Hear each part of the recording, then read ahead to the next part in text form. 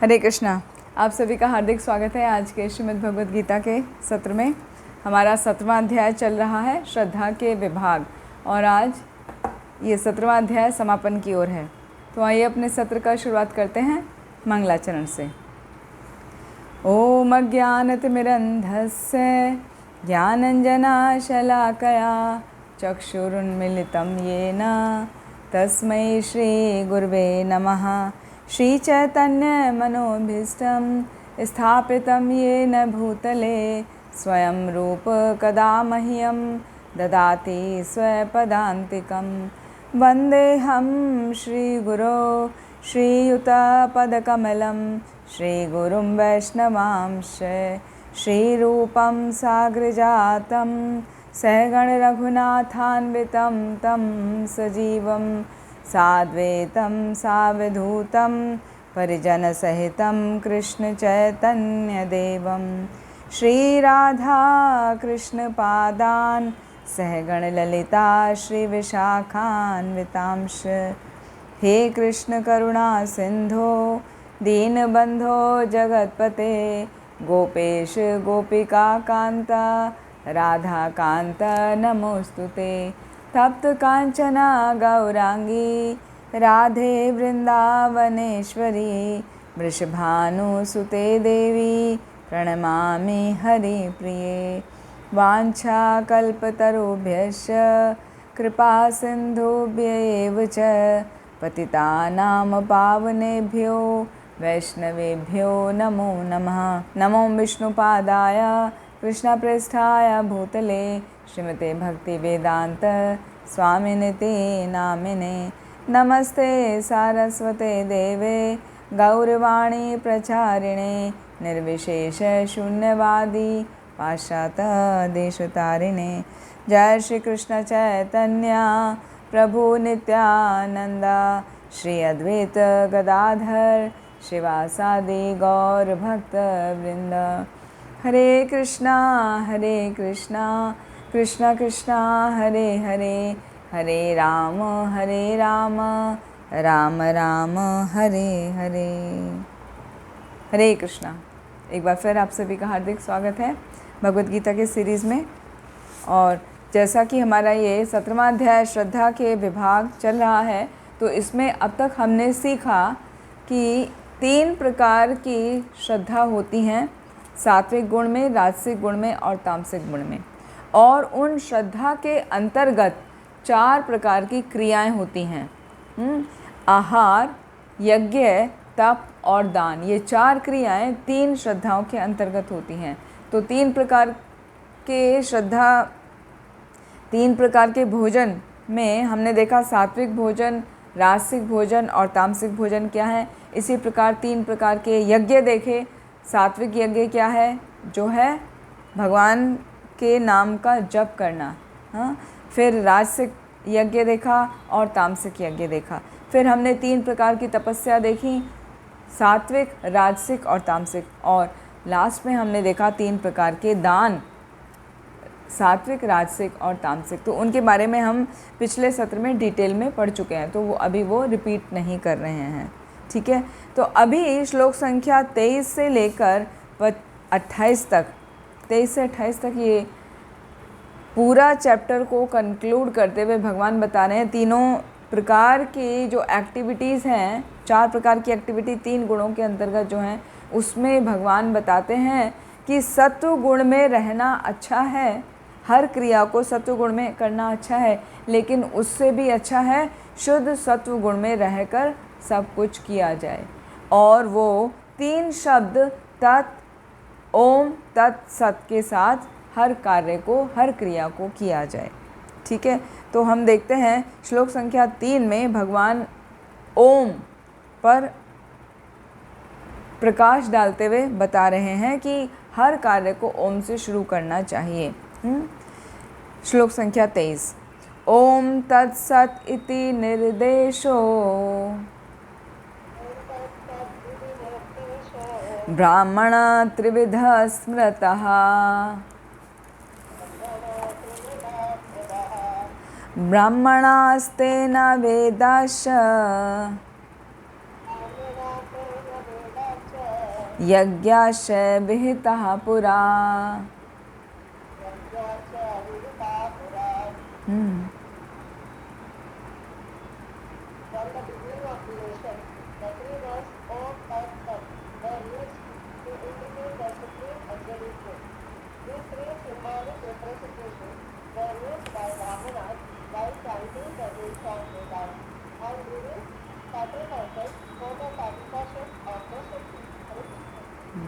हरे कृष्ण माता जी। तो भगवान क्या बता रहे हैं? ओम तत् सत, ये तीन शब्द निर्देशो, ये संकेत हैं किसका? ब्रह्मण है त्रिविधा स्मृतः। ये ब्रह्म के तीन प्रकार के शब्द हैं जो ब्रह्म को ही संबंधित है, या ब्रह्म को ही, ब्रह्म मतलब यहाँ भगवान श्री कृष्ण से संबंधित है ना। ब्रह्म मतलब सुप्रीम पर्सनैलिटी, तो उनसे संबंधित है। और ब्राह्मणस्तेना वेदाश्च यज्ञाश्च विहिता पुरा, ये तीनों सांकेतिक अभिव्यक्तियाँ जो हैं वो ब्राह्मणों द्वारा वैदिक मंत्रों का उच्चारण करने के समय प्रयोग की जाती हैं। और वो किस लिए प्रयोग की जाती हैं?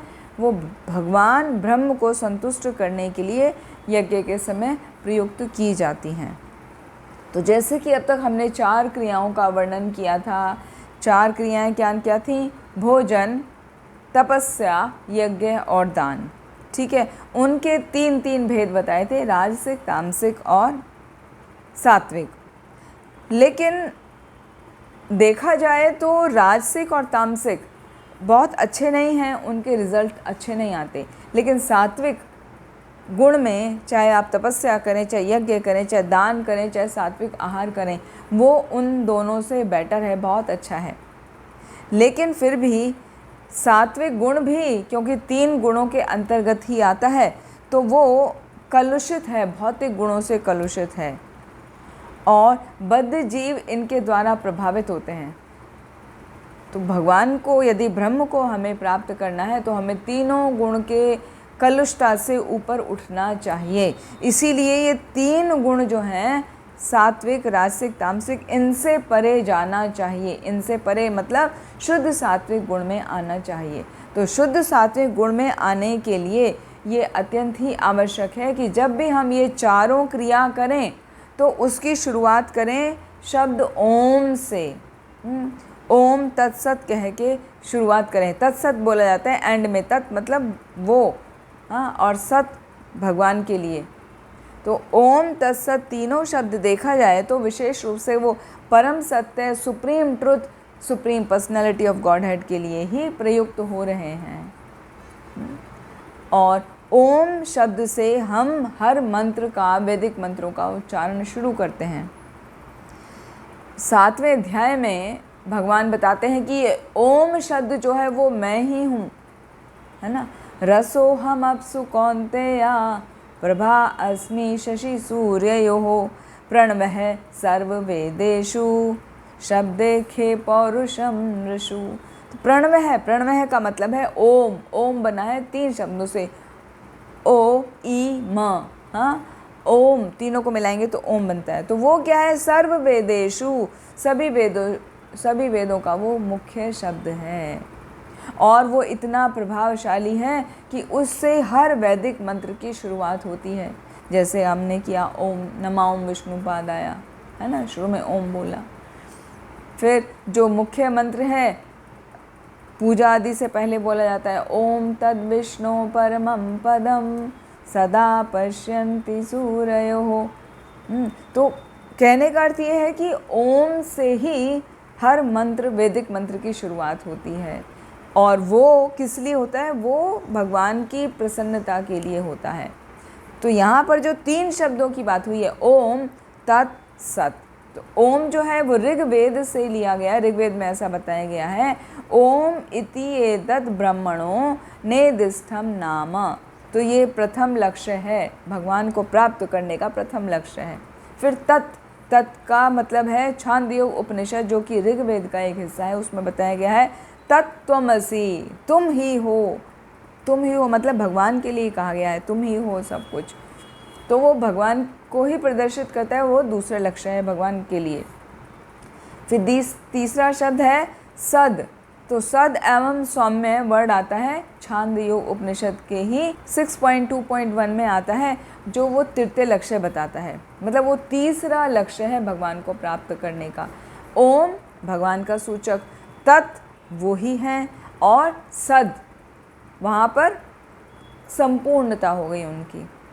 तो ये तीनों शब्द मिलकर बन गए ओम तत् सत, और लास्ट में लगा दिया तो इति। इति मतलब ये कंप्लीट हो गया। इस प्रकार आदि काल में जब प्रथम जीवात्मा यानी ब्रह्मा जी ने यज्ञ किए, तो उन्होंने इन 3 शब्दों के द्वारा भगवान के ऊपर अपना लक्ष्य किया। भगवान को अपना ऑब्जेक्टिव बनाते हुए उन्होंने ये 3 शब्द प्रयोग किए, ओम तत्सत। तो कहने का अर्थ ये है कि गुरु परंपरा के द्वारा हमें ये जो ब्रह्मा जी से जो शब्द मिले हैं, गुरु परंपरा के द्वारा हमें वो मिलते हैं, और हमें उन्हीं सिद्धांतों का पालन करना चाहिए। भगवत गीता में भी इसकी पुष्टि की गई है कि कोई भी कार्य जब किया जाता है तो ओम तत्सत के लिए किया जाता है, यानी भगवान के लिए ही किया जाता है, भगवान की प्रसन्नता के लिए किया जाता है। तो जब भी कोई इन 3 शब्दों के द्वारा तप करता है, दान करता है या यज्ञ संपन्न करता है, तो वास्तव में वो कृष्णा कॉन्शियसनेस में ही कार्य करता है।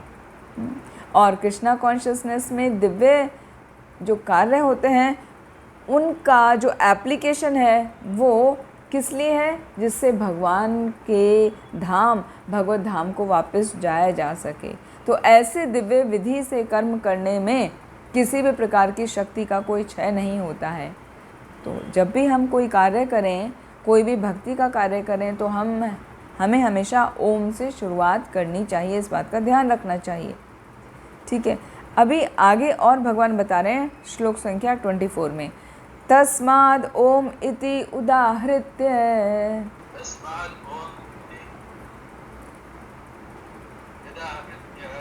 यज्ञ दान तपः क्रिया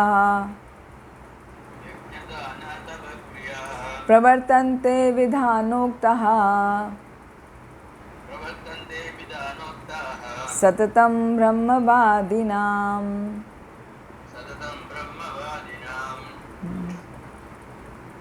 Therefore, transcendentalists undertaking performances of sacrifice, charity, and penance in accordance with spiritual regulations begin always with Om to attain the supreme. देखिए, तो यहाँ पर भगवान बता रहे हैं कि तस्मात्, तस्मात् माने इसीलिए, ओम इति उदाहृत्य, ओम से प्रारंभ किया जाता है। क्या? यज्ञ दान तपः क्रिया। यज्ञ दान और तप, ये 3 क्रियाएं इतनी इम्पॉर्टेंट हैं कि ये कभी भी शुरुआत की जाती हैं तो वो ब्रह्म की प्राप्ति के लिए की जाती हैं, और वो ओम से शुरुआत की जाती है। प्रवर्तन्ते विधानोक्ता सततम ब्रह्मवादिनाम। हाँ, सदैव इनका शुभारंभ किससे होता है? ओम से होता है। और ऐसा ब्रह्मवादी नाम, ये जितने भी अध्यात्मवादी हैं, जितने भी योगी हैं, वो इसी प्रकार विधि विधान के अनुसार जो कि शास्त्रों में बताए गए हैं, उनके अनुसार ही यज्ञ तप और दान की क्रियाओं को करते हैं। तो जैसे ऋग्वेद में मंत्र आता है, ओम तद्विष्णु परमं पदम सदा पश्यन्ति सूरयो तद्विप्रवसो विपन्यासो जागृवाम से संबंधिते ओम। इस तरह से जो मंत्र आता है वो किस लिए है? वो भगवान विष्णु के ही चरण कमलों में आश्रय लेने के लिए मंत्र है कि हे भगवान, मैं आपके चरण कमलों का आश्रय ग्रहण करता हूँ, मैं आपकी सेवा कर सकूँ, कृपया मुझे उतनी भक्ति दीजिए, शक्ति दीजिए जिससे मैं आपकी सेवा कर सकूँ। तो भगवान के चरण कमलों में ध्यान लगाने के लिए ये मंत्र है। फिर उसके आगे हम प्रार्थना कर सकते हैं। तो भगवान के लिए जो भी क्रिया की जाती है, जो भी कार्य किए जाते हैं, वो सब ओम से शुरुआत होते हैं, जिससे उस कार्य में सिद्धि प्राप्त की जा सके। सिद्धि का मतलब है उस कार्य में सक्सेस प्राप्त की जा सके। तो बेसिकली जो ब्राह्मण दीक्षित हैं वो इस मंत्र का उच्चारण करते हैं सेवा करने से पहले, है ना। जब भी कभी अभिषेक होता है तो आप ध्यान दीजिए, जब मंत्र उच्चारण हो रहे होते हैं तो ये मंत्र भी उच्चारण हो रहा होता है। तो ये ध्यान देने से ही समझ में आता है। फिर आगे भगवान बता रहे हैं कि विभिन्न यज्ञ, दान, तप इत्यादि कर्मफल की इच्छा के बिना ही किया जाना चाहिए। श्लोक संख्या 25। तदिति अनभिसंधाय फलम यज्ञ तपः क्रियाः दान क्रियाश्च विविधाः क्रियन्ते मोक्षकांक्षिभिः। मनुष्य को चाहिए कि कर्म फल की इच्छा किए बिना विविध प्रकार के यज्ञ, तप तथा दान को तप सप्त से कर संपन्न करे। ऐसी दिव्य क्रियाओं का उद्देश्य भाव बंधन से मुक्त होना है। हरे कृष्णा। हरे कृष्णा। देखिए, तो यहाँ भगवान क्या बता रहे हैं कि जो भी यज्ञ, तप और दान किया जाता है, शुरुआत करनी है, पहले बताया श्लोक में, ओम से, और उसको अंत करना है, उसका समापन करना है तत् कह के। तो इसका मतलब क्या हुआ, जब हमने कोई भी कार्य किया, कार्य ऐसे ही, बाकी किसी कार्य की बात नहीं कर रहे हैं, ये 3 क्रियाओं की स्पेशल बात हो रही है, यज्ञ, दान और तप। तो यज्ञ, दान, तप की जो क्रियाएं हैं वो शुरुआत में हम कहें ओम और उसका समापन करें तत् से। तो जब ऐसे किया जाता है तो वो कार्य, वो यज्ञ, वो तप और वो दान हमें मुक्ति दिलाने के योग्य बन जाता है, हमें इस भव बंधन से मुक्ति दिला सकता है। ठीक है, क्योंकि ऐसी दिव्य क्रियाओं का उद्देश्य क्या है, भव बंधन से मुक्ति देना ही है। तो ओम और तत् का उच्चारण अत्यंत आवश्यक रूप से करना चाहिए। तो यदि किसी व्यक्ति को आध्यात्मिक स्तर पर ऊपर उठना है तो सबसे पहली बात का उसे ध्यान रखना चाहिए कि अपने लाभ के लिए कोई कार्य ना करे। अपने लाभ के लिए कैसे, कि मैं ये पूजा कर रहा हूँ तो मुझे इससे ये लाभ मिले, है ना। ऐसा हम सोचते हैं ना कि ये यज्ञ करा रहे हैं जिससे हमारी अच्छी जॉब लग जाए, हमारी अच्छी प्रॉफिट हो जाए, हमें कुछ फ़ायदा हो जाए, हमारा कोई कार्य अटका है तो वो सॉल्व हो जाए। साधारण तौर पर यही देखने में आता है कि हर कोई जो भी यज्ञ करता है, दान देता है या तपस्या करता है, उसके मन में कोई ना कोई भाव रहता है कि मुझे इस चीज़ की प्राप्ति हो जाए, इसलिए मैं ये यज्ञ कर रहा हूँ। इसी के लिए बोला जाता है, जो फ़र्क है ना बाहर ब्राह्मणों में और भक्ति के जो ब्राह्मण हैं उनमें यही फ़र्क है। जब भक्ति में सिखाया जाता है कि जो भी भक्ति के कार्य किए जा रहे हैं, यज्ञ हो रहा है, दान हो रहा है, तप हो रहा है, वो सिर्फ़ और सिर्फ भगवान की प्रसन्नता के लिए हो रहा है, ना कि हमारी आपकी किसी की प्रसन्नता के लिए, है ना। यजमान की प्रसन्नता के लिए कार्य नहीं किए जाते हैं। तो इसलिए फ़र्क है भक्ति के कार्यों में, और बाकी उनको बोल दिया जाता है कर्मकांड। वो दोनों में फ़र्क समझ में आ रहा है क्या है, कर्मकांड में और भक्ति के कार्यों में।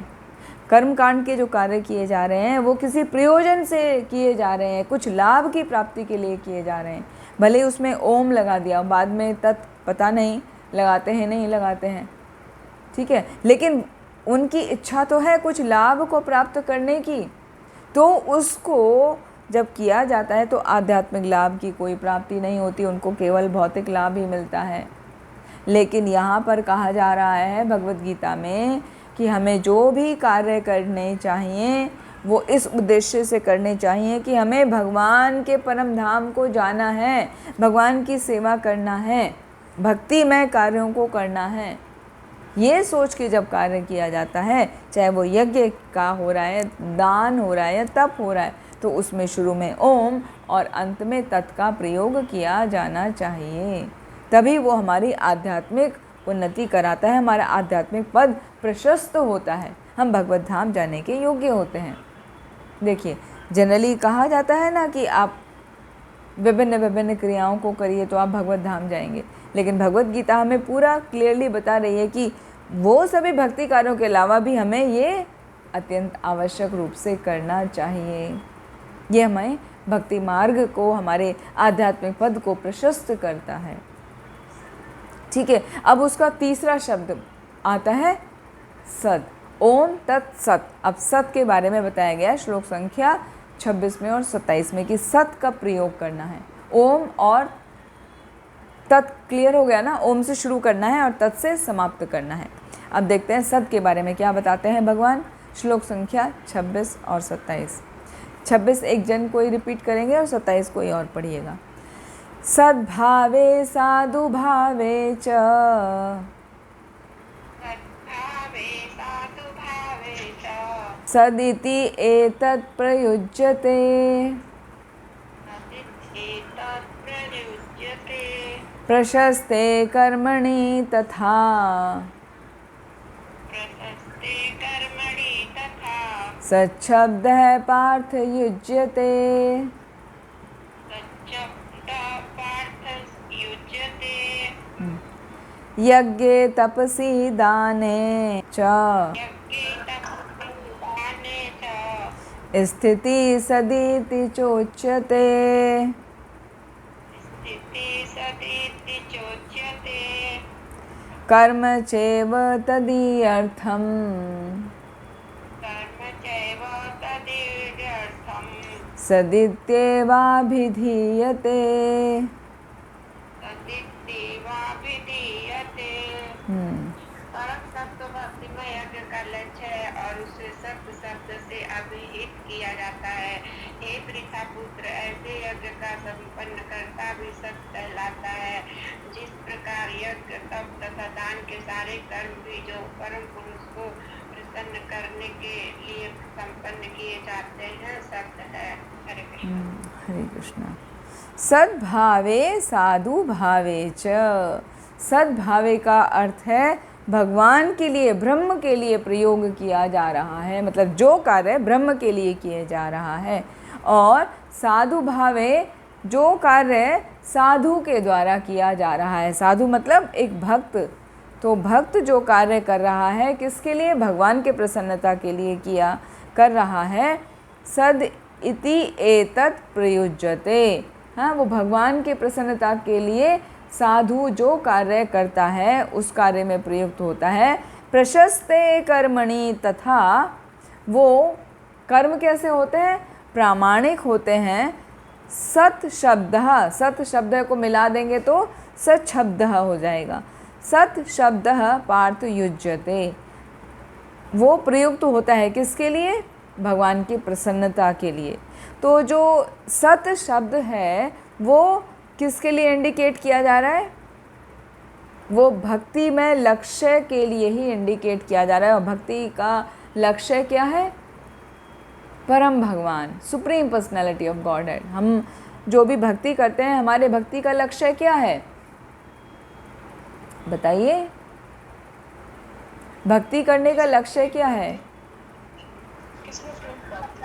कृष्ण प्रेम की प्राप्ति। बहुत सुंदर, कृष्ण प्रेम की प्राप्ति। तो वो परम सत्य की तरफ हमको सेवा करके तब हमें उनका प्रेम प्राप्त हो सकता है। तो भगवान कह रहे हैं, हे प्रथापुत्र, जो कोई ऐसे कर्तव्य को, ऐसे यज्ञ को करता है, वो यज्ञ का करने वाला भी क्या है? सत कहलाता है। और जिस प्रकार यज्ञ, दान और तप के सारे कर्म किए जाते हैं और जो सारे कर्म परम पुरुष के प्रसन्न करने के लिए किए जाते हैं, वो सारे कार्य क्या हो गए? वो भी सत हो गए। तो कहने का अर्थ यह है कि जो भी कार्य भगवान की प्रसन्नता के लिए किए जा रहे हैं वो कार्य सभी सत हो गए। और जो कार्य का करने वाला है, यदि वो भगवान की प्रसन्नता के लिए कार्य कर रहा है तो वो साधु भी सत कहलाता है, क्योंकि उसका परम लक्ष्य क्या है? भगवान की प्राप्ति करना, उस परम सत्य की प्राप्ति करना, जो कि हमारा भक्ति का परम लक्ष्य है। तो यहाँ जो शब्द प्रयुक्त हो रहा है प्रशस्ते कर्मणि, प्रशस्ते कर्मणि मतलब हमारे नियत कर्तव्य। नियत कर्तव्य क्या है? जैसे नियत कर्तव्य वैदिक साहित्य में बताए गए हैं। हमारे विभिन्न प्रकार के कर्तव्य होते हैं और विभिन्न संस्कार होते हैं। तो सभी कार्यों को करने के लिए हमें पहले संस्कार करने होते हैं। तो संस्कार जन्म से लेकर मृत्यु तक सारे संस्कार होते हैं, लेकिन जन्म से पहले भी संस्कार होता है, वो होता है गर्भाधान संस्कार। तो गर्भाधान से लेकर मृत्यु तक सभी संस्कार किए जाते हैं। तो वो संस्कार जो किए जाते हैं वो किसके लिए होते हैं? वो चरम मुक्ति के लिए होते हैं। जिससे भगवान की प्राप्ति कर सके, वो जीवात्मा भगवान की प्राप्ति कर सके। गर्भाधान संस्कार किया जाता है तो ये सोच के कि जो जीवात्मा अभी प्रवेश करने वाली है वो कैसी हो, वो ऐसी हो जो भगवत भक्ति कर सके, भगवत भक्ति में लगे और भगवत भक्ति करके वो भगवत धाम जा सके। इसके लिए वो गर्भाधान संस्कार किया जाता है। और उसके बाद जो विभिन्न विभिन्न पूरा जीवन भर संस्कार होते हैं, 16 संस्कार होते हैं पूरे, और अंत में मृत्यु संस्कार होता है। तो वो भी किस लिए किए जाते हैं कि जो व्यक्ति विशेष है, जो वो जीव है, जो वो जीवात्मा है, वो अपना फोकस भगवान पर रखे, उसका ध्यान इधर उधर ना भटके, वो फुल्ली डिटरमाइंड हो कि मुझे भक्ति करनी है, अपने हर कार्य को भगवान की प्रसन्नता के लिए करना है। इस करके सब संस्कार किए जाते हैं। तो इस प्रकार जब जीवन व्यतीत किया जाता है, सभी संस्कार किए जाते हैं, तो वो किस लिए होते हैं? वो जीवन की मुक्ति के लिए किए जाते हैं, जिससे हमारा जीवन मुक्त हो जाए। मुक्ति किससे? क्लेशों से, दुखों से, परेशानियों से नहीं, इस भव सागर से, इस भौतिक क्लेशों से मुक्ति, संपूर्ण मुक्ति, जिससे हम भगवान की सेवा करें। तो यहाँ पर जो शब्द प्रयुक्त हो रहा है, सद्भावे साधु भावे च, तो सद्भाव का क्या अर्थ हुआ? सद्भाव का अर्थ हुआ वो भगवान के लिए, भगवान की प्रसन्नता के लिए किया जा रहा है। और साधु भाव, वो जो व्यक्ति उस भाव से, कि इस भाव से कि मैं भगवान को प्रसन्न कर सकूं, उस भाव से जो वो कार्य कर रहा है, तो ये दोनों मिलकर सद्भाव और साधु भाव भगवान के प्रसन्नता के प्रति किए गए कार्यों का सूचक है, यानी आध्यात्मिक स्थिति का सूचक है। तो जो भी व्यक्ति कृष्णा कॉन्शियसनेस में कार्य करता है, हाँ, वो व्यक्ति क्या है? हर कार्यों के प्रति एकदम सचेत रहता है कि ये कार्य मैं भगवान की प्रसन्नता के लिए कर रहा हूँ ना, या अपनी प्रसन्नता के लिए। यदि भगवान की प्रसन्नता के लिए कर रहा हूँ, हर बात में वो अपने आप को एनालाइज करता है, तो क्या है? वो व्यक्ति साधु कहलाता है। कहने का अर्थ ये हुआ कि साधु जो होता है वो अपने प्रसन्नता के लिए, मुझे क्या अच्छा लगा है उसके लिए कार्य नहीं करता, भगवान को क्या अच्छा लगता है उसके लिए कार्य करता है। और ऐसा वो कब जान पाता है कि भगवान को क्या अच्छा लग रहा है? वो केवल भक्तों के संग में आकर गुरु परंपरा के द्वारा जान पाता है। जैसे कि श्रीमद् भागवतम में आता है, 3 स्कंद के 25वें अध्याय के 25वें श्लोक में, सताम प्रसंगान मम शिवीर संविदो भवन्ति हृत कर्ण रसायन खतः तज्जोषणादश्वपवर्ग वर्तमनि श्रद्धा रतिर भक्तिर अनुक्रमिष्यति। सताम प्रसंगान मम वीर संविदो, कि जब साधुओं के संग बैठकर हम भगवान के वीर्य गान का श्रवण करते हैं, मतलब भगवान की विविध लीलाओं का गुणगान हम सुनते हैं, तो क्या होता है? भवन्ति हृद कर्ण रसायन कथा, हमारे कानों से वो कथा, भगवान की जो कथा है वो हृदय में प्रवेश कर जाती है। और तज्जोषणाद अश्व अपवर्ग वर्तमनि, और वो कथा सुनकर उसमें जो बताई गई बातें हैं उनका वो पालन करता है। यदि उसको एज इट इज़ फॉलो करता है तो क्या होता है? वो मोक्ष के पद पर आगे बढ़ जाता है, या मोक्ष के मार्ग पर निकल जाता है। और ये किस प्रकार होता है? ये होता है पहले श्रद्धा, फिर रति, फिर भक्ति, ऐसे क्रमशः एक के बाद एक क्रमानुसार वो आते जाते हैं। मतलब जब हम भगवान के भक्तों का संग करते हैं, भगवान के भक्तों के संग में विभिन्न कथाओं को, भगवान की विभिन्न लीलाओं को श्रवण करते हैं, लीलाओं का श्रवण करते हैं, तो वो श्रवण करते करते उनकी कथा का जो रस है वो कानों से हमारे हृदय में प्रवेश होता है, और वो हमारे हृदय में पहले श्रद्धा जगाता है, फिर रति, हमें भगवान से आसक्ति हो जाती है, और फिर हमें भक्ति उत्पन्न हो जाती है हमारे हृदय में, जिससे हम भगवान की सेवा में लगते हैं। तो ये श्रद्धा रतिर भक्ति वो केवल 3 स्टेप में बता दिया गया, जबकि ऐसा नहीं होता है। श्रद्धा से लेके भक्ति तक कितने हैं? 9 स्टेप हैं। उस श्लोक में शॉर्ट में बता दिया है, 9 स्टेप है ना। आदो श्रद्धा ततः साधु संग अतः भजन क्रिया ततो अनर्थ निवृत्ति स्यात् ततो निष्ठा रुचि तथा। ये जब भक्ति रसामृत सिंधु पढ़ाएंगे वहाँ पर आता है। तो 9 स्टेप्स हैं भक्ति के। सबसे पहले श्रद्धा जागती है, श्रद्धा के बाद हम साधु संग करते हैं, साधु संग करते करते क्या होता है, हम फिर भजन क्रिया में लगते हैं, निरंतर भगवान के नाम का जप करते हैं, सेवा करते हैं, और उसके बाद में फिर हमारी अनर्थ निवृत्ति होने लगती हैं। अनर्थ निवृत्ति कैसी? विभिन्न प्रकार के अनर्थ होते हैं, जैसे काम, क्रोध, लोभ, मद, मत्सर्य, ये सब अनर्थ हैं। हाँ, टाइम को वेस्ट करना, ये सब अनर्थ हैं, वो सब धीरे धीरे खत्म होने लगते हैं।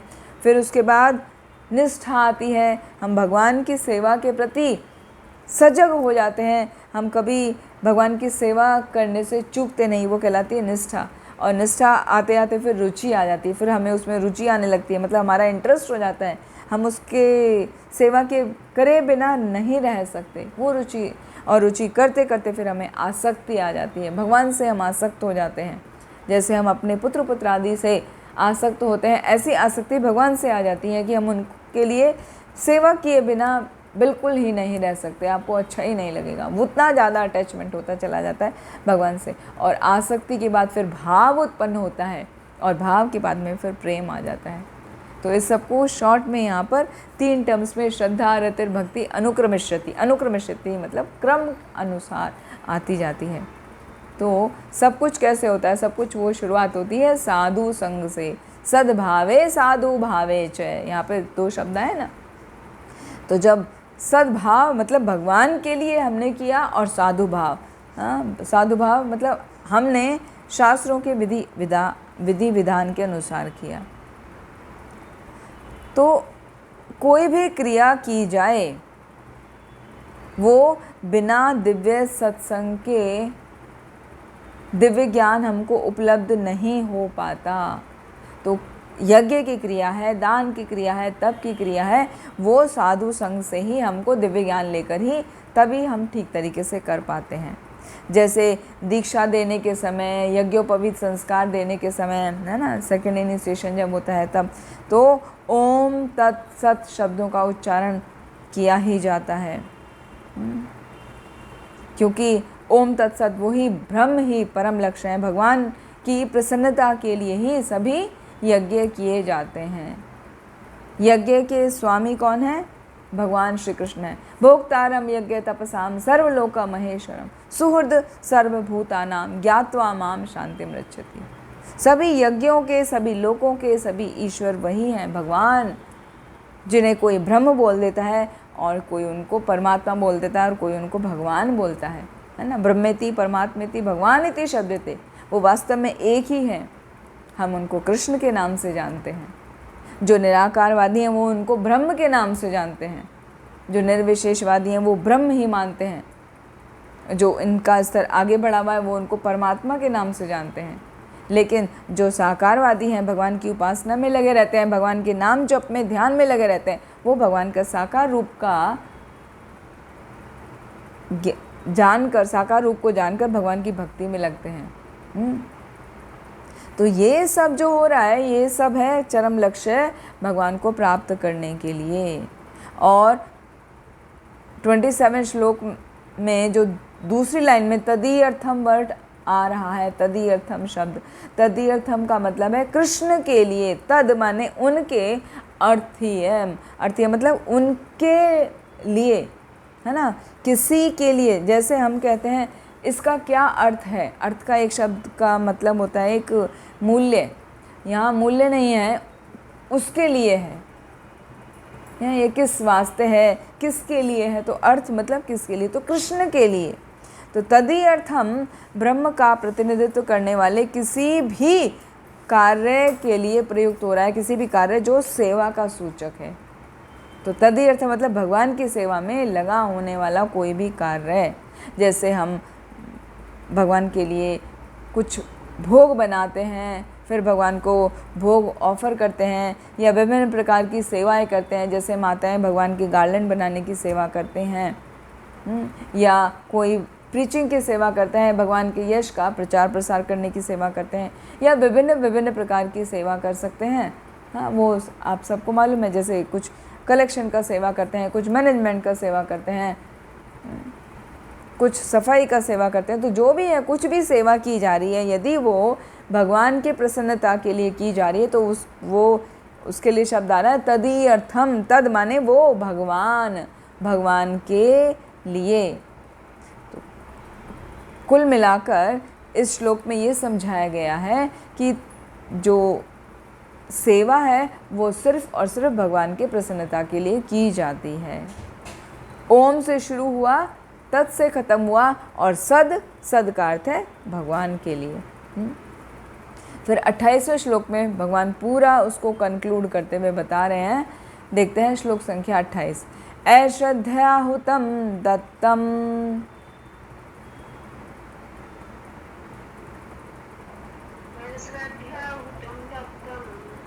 तपस्तप्तं कृतं च यत् असदित उच्यते पार्थ न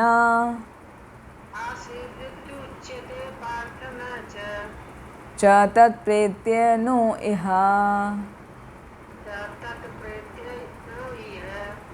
हे पार्थ, श्रद्धा के बिना यज्ञ, दान तथा तप के रूप में भी जो भी किया जाता है वह नश्वर है, वह असत कहलाता है। तो इस जन्म तथा अगले जन्म दोनों में ही व्यर्थ जाता है। हरे कृष्ण माता जी। हरे कृष्णा।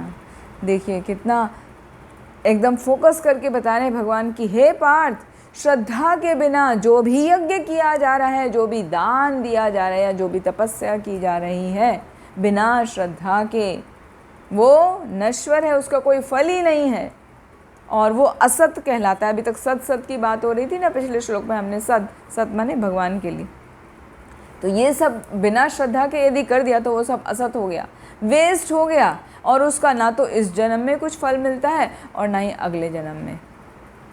हाँ, तो ये जन्म और अगला जन्म दोनों में ही वो व्यर्थ चला जाता है, वो व्यर्थ हो जाता है। तो ऐसे तपस्या, ऐसे दान, ऐसे यज्ञ का क्या फ़ायदा जो आप कर रहे हैं और उसको भी करके आपको कोई फल प्राप्ति ना हो।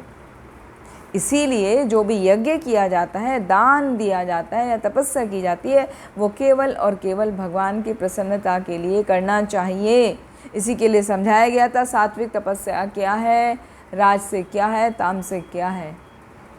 तो यहाँ पर वापस से उसको समझने की ज़रूरत है, पूरा रिवाइज करने की। शुरू में भगवान ने बताया था श्रद्धा 3 प्रकार की है ना, सात्विक, राजसिक और तामसिक, और उन श्रद्धा के अंतर्गत विभिन्न क्रियाएं हैं। तो भोजन तो हम समझ गए आसानी से कि हमें क्या खाना चाहिए, क्या नहीं खाना चाहिए, लेकिन क्रियाओं में हम ध्यान नहीं रख पाते हैं। तो क्रियाओं के लिए भगवान ने वापस से बाद में बताया है कि यज्ञ ऐसा किया जाना चाहिए जो शास्त्रों के निर्देश के अनुसार हो, अपनी इच्छा से नहीं। शास्त्र के निर्देश के अनुसार यज्ञ को करना चाहिए और बिना किसी इच्छा के करना चाहिए। अपने किसी इच्छित फल की प्राप्ति के लिए यज्ञ नहीं किया जाना चाहिए। फिर तपस्या में 3 प्रकार की तपस्या आई थी ना, शरीर की तपस्या, मन की तपस्या और वाणी की तपस्या। उसमें भी बताया था कि जो सात्विक तपस्या होती है वो बिना किसी भौतिक लाभ की इच्छा के की जाती है, सात्विक तपस्या, और दिव्य श्रद्धा से संपन्न होकर की जाती है। दिव्य श्रद्धा मतलब भगवान के ही प्रसन्नता के लिए की जाती है, वो किसी अन्य देवी देवता की प्रसन्नता के लिए नहीं की जाती है ना। श्रद्धा बताई थी ना कि यदि कोई व्यक्ति सात्विक स्थिति में होता है तो वो भगवान की, देवताओं की पूजा करता है, जो राजसिक स्थिति में होता है वो यक्षों, कुबेरों की पूजा करता है, और जो तामसिक स्थिति में होता है वो राक्षसों की पूजा करता है या भूत प्रेतों की पूजा करता है। तो वहाँ पर हमें ध्यान देना चाहिए कि हम कौन से वाली स्थिति में हैं, क्या हम सात्विक वाले में हैं या राजसिक वाले में आ रहे हैं, या तामसिक गुण वाले तपस्या में आ रहे हैं, या श्रद्धा में आ रहे हैं।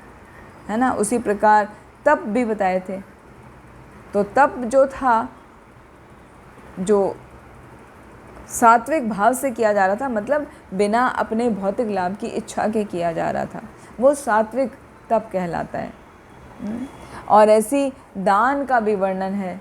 तो दान जो बिना किसी प्रति उपकार की आशा के बिना किया जाता है कि मैंने आज तुम्हारे लिए किया, कल तुम मेरे लिए कर दोगे, तो बिना किसी आशा के, बिना ध्यान रखे कि क्या समय है, क्या स्थान है, वो सब तामसिक हो जाता है।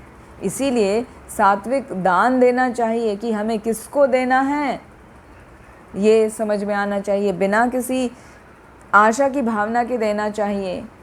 ठीक टाइम पर, समुचित काल में, सही स्थान पर योग्य व्यक्ति को दिया जाना चाहिए। तब भी इतना ध्यान रखने के बाद भी उसमें बोला गया है कि शुरुआत करनी चाहिए ओम से और समापन करना चाहिए तत् से। ओम तत्सत, और सद के लिए है, वो सब कुछ भगवान की प्रसन्नता के लिए है। और 28वें श्लोक में ये बता रहे हैं भगवान की ये जो क्रियाओं को अभी मैंने बताया ना पिछले सभी श्लोकों में, यदि वो आपने बिना श्रद्धा के कर दिया तो सब व्यर्थ चला गया। इसलिए श्रद्धा पूर्वक करना चाहिए। और श्रद्धा कैसे जागेगी वो भी बताया। श्रील प्रभुपाद ने बहुत सुंदर तात्पर्य में वर्णन किया है कि श्रद्धा पाने का सर्वश्रेष्ठ मार्ग है कि प्रामाणिक गुरु के मार्गदर्शन में जाया जाए और कृष्ण भावनामृत में कार्य किया जाए। मतलब कृष्णा कॉन्शियसनेस में रहकर प्रामाणिक गुरु के निर्देशन में आकर हमको विभिन्न आदेशों का पालन करते हुए सिद्धांतों का पालन करना चाहिए। विभिन्न जो सिद्धांत हैं, वैष्णव सिद्धांत, उनका पालन करना चाहिए। तभी हमारी आध्यात्मिक सफलता निश्चित है, वरना नहीं। हालांकि सतोगुण रजोगुण और तमोगुण से श्रेष्ठ है, लेकिन उतना भी काफ़ी नहीं है। यदि किसी को आध्यात्मिक प्रगति करनी है तो तीनों गुणों से ऊपर उठकर सात्विक गुण से भी ऊपर उठना है। राजसिक तामसिक तो ऊपर उठना ही है, क्योंकि राजसिक और तामसिक तो हमें केवल बंधन ही बांधते हैं, लेकिन सात्विक भी बहुत फ्री नहीं करता, हमको मोक्ष की प्राप्ति नहीं कराता है। मोक्ष की प्राप्ति कराएगा शुद्ध सात्विक गुण। तो कोशिश ये करना चाहिए कि शुद्ध भक्तों के संग में रहकर शुद्ध सात्विक क्या है उसको समझना चाहिए। शुद्ध सात्विक श्रद्धा क्या है, शुद्ध सात्विक क्रियाएं क्या हैं, वो समझना चाहिए। और यहाँ पर भगवत गीता में हमें सीखने को मिल रहा है कि शुद्ध सात्विक स्थिति है कृष्ण भावनामृत को ग्रहण करना या कृष्णा कॉन्शियसनेस होना, या सिंपल शब्दों में कहें तो गॉड कॉन्शियस होना। मतलब जो भी हम कार्य करें वो भगवान की ही प्रसन्नता के लिए करें। तो इस प्रकार सफलता पाने के लिए जब हम किसी उपयुक्त गुरु के निर्देशन में प्रशिक्षित होकर विभिन्न सेवाओं को करते हैं, तभी हमारी आध्यात्मिक सफलता निश्चित होती है और हम भगवत धाम जा सकते हैं। तभी हम ईश्वर प्रेम की प्राप्ति कर सकते हैं, जो है हमारा अंतिम लक्ष्य है, ईश्वर प्रेम की प्राप्ति या कृष्ण प्रेम की प्राप्ति। तो वही हमारा चरम लक्ष्य है। इसीलिए हमें चाहिए कि डायरेक्टली हम कृष्णा कॉन्शियस बने, ना कि हम किसी अन्य देवी देवता की पूजा करके पहले वो कॉन्शियस बने, फिर उसके बाद घूम फिर के सब तरफ से आएँ, फिर अपने गंतव्य की प्राप्ति करें। तो सीधा रास्ता है साधु पुरुषों के और शुद्ध भक्तों के संगति में आकर भक्ति के मार्ग को प्रशस्त करें, वैदिक शास्त्रों, नियमों का, आदेशों का पालन करते हुए अपने सभी क्रियाओं को करें, तो हमारी सफलता निश्चित है। यही 7वें अध्याय का मुख्य संदेश है, मैसेज है। फिर 18वां अध्याय अभी अगले सत्र में शुरू करेंगे, तो उसमें सबसे पहले शुरुआत में यही बताया जाएगा कि यज्ञ दान तपः क्रिया पावनानि मनीषिणा। यज्ञ दान तप कभी भी छोड़ना ही नहीं चाहिए, वो तो बड़े बड़े मनीषियों को भी शुद्ध करने वाला है, इसीलिए बार बार इतना फोकस किया जा रहा है उसमें। और 18 चैप्टर जब शुरू होगा तो हम वहाँ देखेंगे कि 18 चैप्टर क्या है, बेसिकली पूरी भगवत गीता का सार है। जैसे हमने दूसरे अध्याय में देखा था, इंट्रोडक्शन की तरह, भूमिका की तरह पूरी भगवत गीता का एसेंस उसमें बताया गया था। और अभी सारी भगवत गीता हमारी ख़त्म हो गई है, संपूर्ण हो गई है। कहा जाए तो भगवत गीता संपूर्ण हो जाती है चैप्टर 17 के समापन के साथ ही भगवत गीता कंप्लीट हो जाती है। तो 18वां अध्याय क्या है? 18वां अध्याय उसका पूरी भगवत गीता का सार, जो भी हमने भगवत गीता के विभिन्न पोर्शन में सीखा। भगवत गीता हमने 3 पोर्शन में सीखी है ना। शुरू के 6 अध्याय वो क्या हैं? कर्म योग, बीच के 6 अध्याय भक्ति योग, और बाद के 3 अध्याय ज्ञान योग। ठीक है, तो ये जो हमने सीखे हैं अभी उन सब को कल्मिनेशन किया जा रहा है किसमें? 18वें अध्याय में। तो 18वां अध्याय हम अगले सत्र में शुरू करेंगे और वो बहुत फास्ट जाएगा, क्योंकि ऑलरेडी आप सब कुछ सीख चुके हैं, सब कुछ पढ़ चुके हैं। ठीक है, आज के सत्र को यहीं विराम देते हैं। आप सभी का बहुत बहुत धन्यवाद। वांछा कल्पतरुभ्यश्च कृपा सिन्धुभ्येव च पतितानां पावनेभ्यो वैष्णवेभ्यो नमो नमः। हरे कृष्ण।